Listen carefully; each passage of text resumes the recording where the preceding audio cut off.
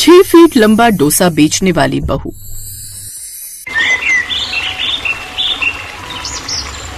ओए होए यार, मजा आ गया। क्या डोसा बनाए, लेकिन बनाए बस इतना सा। इसमें थोड़ा और बड़ा बना देती। अब जितना बड़ा तवा होगा उतना ही तो बनाऊंगी ना टीना। खैर, अगर तेरा मन है तो मैं तेरे लिए एक और बना देती हूँ। बना दे यार, वैसे भी तेरे हाथों के बने डोसे में जो जादू है ना, वो किसी और चीज में नहीं। अच्छा सच में? रुक, मैं अभी बना देती हूँ। संध्या अपनी सहेली टीना को एक और डोसा लाकर देती ही है कि इतने में बाहर से मोटरसाइकिल की आवाज आती है। टीना, टीना।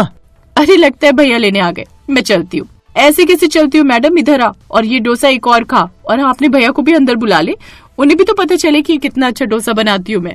संध्या के कहने पर टीना जिद करके राहुल को संध्या के घर बुला लेती है। फिर वो अपने हाथों से उसे डोसा बनाकर खिलाती है। राहुल को भी संध्या के हाथ का बना डोसा बड़ा पसंद आता है। दरअसल संध्या पहले से ही राहुल को पसंद करती थी और उस दिन के बाद से तो राहुल भी संध्या को काफी पसंद करने लगा। अब दोनों छुप छुप कर मिलने लगे और एक रोज इसकी भनक टीना को लग गई। ओहो, तो ये बात है।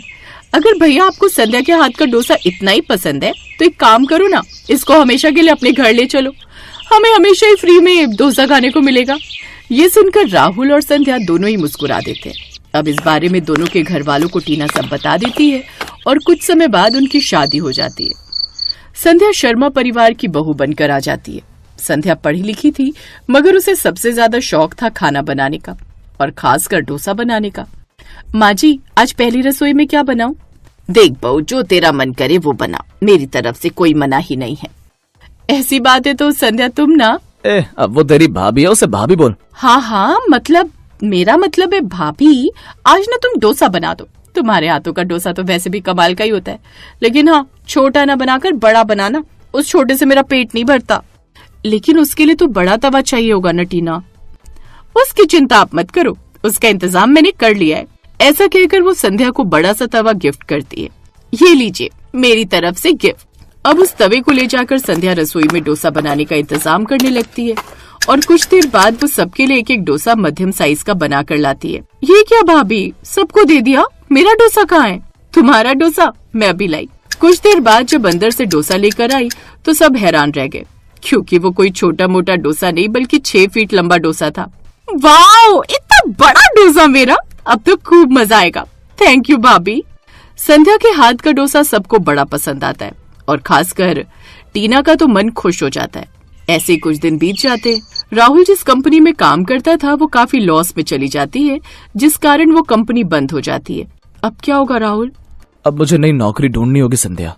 लेकिन काफी धक्के खाने के बाद भी उसे कहीं नौकरी नहीं मिलती और जब मिलती है तो आधी सैलरी पर मिलती है। अब इतनी कम सैलरी में कैसे गुजारा चलेगा? ऊपर से टीना के कल को हाथ पीले भी करने हैं, उसके लिए भी पैसे चाहिए। तभी संध्या कहती है, आप चिंता मत कीजिए जी, वैसे मैं सोच रही हूँ कि मेरे हाथ का बना डोसा जब आप सबको पसंद आता है तो ग्राहकों को भी पसंद आएगा। लेकिन डोसा तो हर कोई बनाता है ना। इस गली में ही 3 दुकानें हैं, फिर भी तुम्हारे डोसे के लिए क्यों आएंगे लोग? वो इसलिए क्योंकि बाकी लोग जिस दाम पर छोटा डोसा बेचेंगे उसी दाम पर हम 6 फीट लंबा भाभी का स्पेशल डोसा बेचेंगे और देखना वो सबको खूब पसंद आएगा। अगर डोसा बड़ा होगा तो खाने वाले भी बड़े ग्राहक मिलने चाहिए। देखना कहीं मोहल्ले वाले मजाक न बना दें। ऐसा नहीं होगा पापा जी, देखना मैं ऐसा काम करूंगी कि शर्मा परिवार का सर गर्व से ऊंचा ही होगा। फिर अब संध्या और टीना मिलकर तैयारी करने लगती हैं और फिर रविवार को संध्या ने 6 फीट लंबा डोसा बनाया और बाहर स्टॉल लगाया। बोर्ड पर लिखा था 6 फीट लंबा डोसा। बोर्ड पढ़ते ही लोग भीड़ बनाकर खड़े हो गए। इतना बड़ा डोसा देखकर भूख और बढ़ गई है। बहन जी, मेरे लिए तो जल्दी से लगा दो। प्लेट भूल जाइए, हम इस डोसे को टेबल पर रखकर काट कर परोसेंगे। बहू, ये क्या तमाशा लगा दिया? शर्मा परिवार की बहू होकर डोसा बेच रही हो। माँ जी, ये कोई तमाशा नहीं, ये मेरा हुनर है। क्यों ना इसे सबके सामने दिखाऊं और इससे कमाई भी करूं। मैं तो कहता हूँ इसका नाम होना चाहिए बाहुबली डोसा। संध्या को हौसला मिला और अब उसके 6 फीट लंबा डोसा खाने के लिए लोग लाइन में खड़े हो गए। इतना बड़ा डोसा देखकर भूख और बढ़ गई है। बहन जी, मेरे लिए तो जल्दी से लगा दो। मैं तो कहता हूँ इसका नाम होना चाहिए बाहुबली डोसा।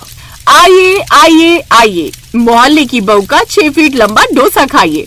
खाने वाले को 2 बार मुफ्त में चटनी और सांभर मिलेगा और वो भी सिर्फ 80 रुपए में। अब सभी को उसका वो यूनिक सा डोसा बड़ा पसंद आया।